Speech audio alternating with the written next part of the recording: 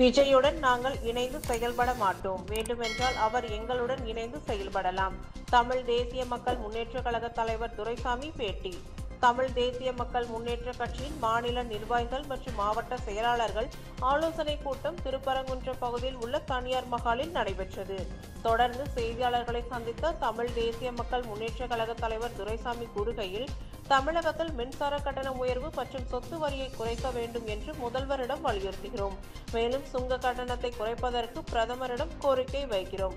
வரியை உயர்த்தி மக்களின் பணத்தை சுரண்டுகின்ற மத்திய மாநில அரசை எதிர்த்து யார் போராடினாலும் அவர்களுக்கு எங்கள் ஆதரவு உண்டு. நடந்து முடிந்த நாடாளுமன்ற தேர்தலில் அதிமுகவுக்கு ஆதரவு அளிக்க அவர்களுடன் கூட்டணியில் இருந்தோம். வரக்கூடிய சட்டமன்ற தேர்தலில் சரியான கூட்டணியுடன் இணைந்து செயல்படுவோம். சட்ட ஒழுங்கு முதல்வர் கையில் உள்ளது. கடுமையான நடவடிக்கை எடுத்து அவற்றை சரி செய்ய வேண்டும். அப்படி சரி செய்யாவிட்டால் 2026 மக்கள் தீர்ப்பு வேறு மாதிரி இருக்கும்.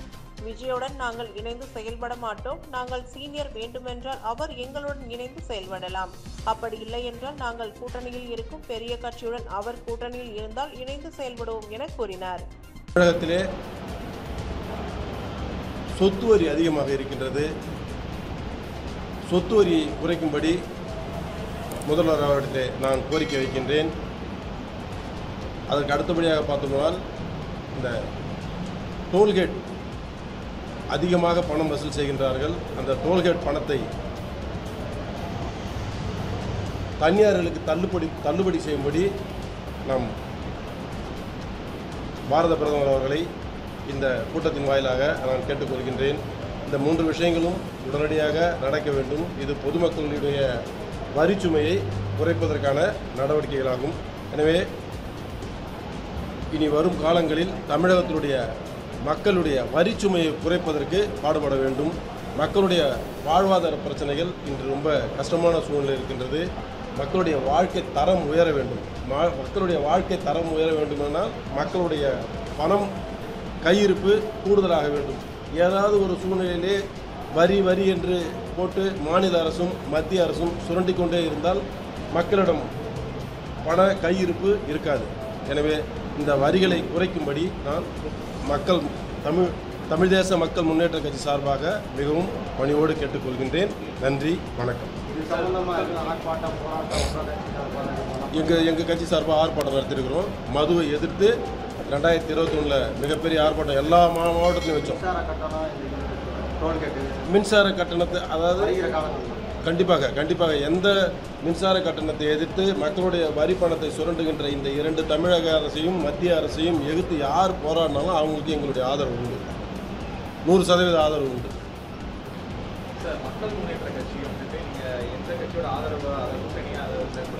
போன நடந்து முடிந்த நாடாளுமன்ற தேர்தல் நாங்கள் அதிமுகவோட கூட்டணி வச்சு களமிறங்கணும். அதிமுகவில் எங்களுக்கு சீட்டு கொடுக்கல, ஆனால் நாங்கள் ஆதரவு கொடுத்தோம். எங்களுடைய தொண்டர்கள் எல்லாம் அதிமுகவை உழைச்சாங்க. நடந்து முடிந்த பாராளுமன்ற தேர்தலில் மக்கள் முன்னேற்ற கட்சி அதிமுகவோட கூட்டணி இருந்தது. 2026 மன்ற சட்டமன்ற தேர்தலில் எங்கள் கட்சி சார்பாக குறைந்தது 10 நபர்கள் வந்து சட்டமன்றத்துக்கு போகணும்.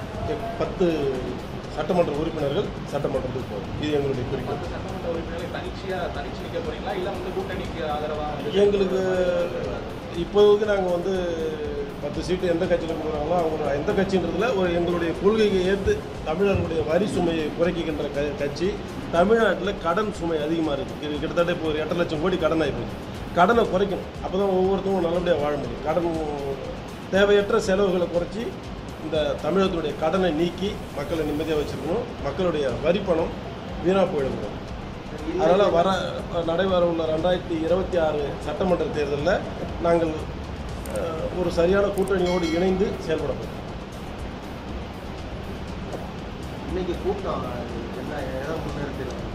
இப்போ இந்த கூட்டம் வந்து தென்மண்டல பொறுப்பாளர்கள் இந்த 10 மாவட்டத்தில் மாவட்ட செயலாளர்களை வர வச்சு 2026 தேர்தலுக்கும் இப்போ நவம்பர் 26 சென்னையில் மாநாடு வச்சுருக்கோம். அந்த மாநாட்டுக்கு அழைப்பு விடுவதற்காகவும் தான் இந்த மீட்டிங் நடக்குது. தமிழ்நாட்டில் வந்துட்டு தொடர்ந்து அச்சோட்டு கொலைகள் நிறையா நடந்துகிட்டு இருக்குது. சமீபத்தில் வந்துட்டு பகுஜன சமாஜ் கட்சி தலைவர் ஆம்ஸ்ட்ராங் கொலை செய்யப்பட்டார். இது வந்து என்னன்னா தமிழகத்தில் வந்துட்டு ஒரு பாதுகாப்பு இல்லாத நிலைமை வந்து அரசு தலைவருக்கு நீடிச்சுக்கிட்டு இருக்கு. இது சம்மந்தமாக அழுத்தம் ஏதாவது உங்கள் கட்சி சார்பாக கொடுக்க போறீங்களா?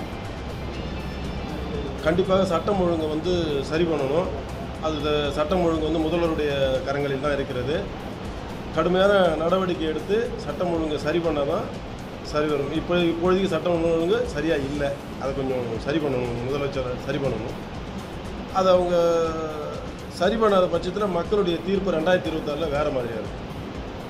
நீங்கள் களை இறக்கிற மாதிரியே நடிகர் விஜயும் வந்துட்டு 2026 சம்பந்தத்தில் களம் காண்றாரு.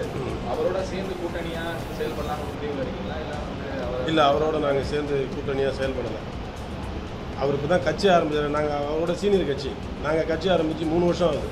அவர் இப்போ தான் கட்சி ஆரம்பிச்சிருக்காரு. அவரோடு இணைந்து நாங்கள் செயல்பட முடியாது. வேணா அவர் எங்களோட இணைந்து செயல்படலாம். நாங்கள் யார் கூட கூட்டணி வைக்கிறோமோ அவங்களோட அவர் வந்து இணைந்து செயல்படலாம். அவர் கூட நாங்கள் போக முடியாது. நாங்கள் சீனியர், அதனால் அவர் கூட போக முடியாது. நாங்கள் வந்து தமிழகத்திலே பார்த்தீங்கன்னாக்கா பெரிய கட்சி ஏதோ அதோட கூட்டணி வைப்போம். அதோடு அவர் வந்தால் நாங்கள் அவரோடு இணைந்து நாங்கள் செயல்படுவோம். அவர் கூட நான் புரியுதுங்களா? சரி சரி. Thank you very much for your kind cooperation.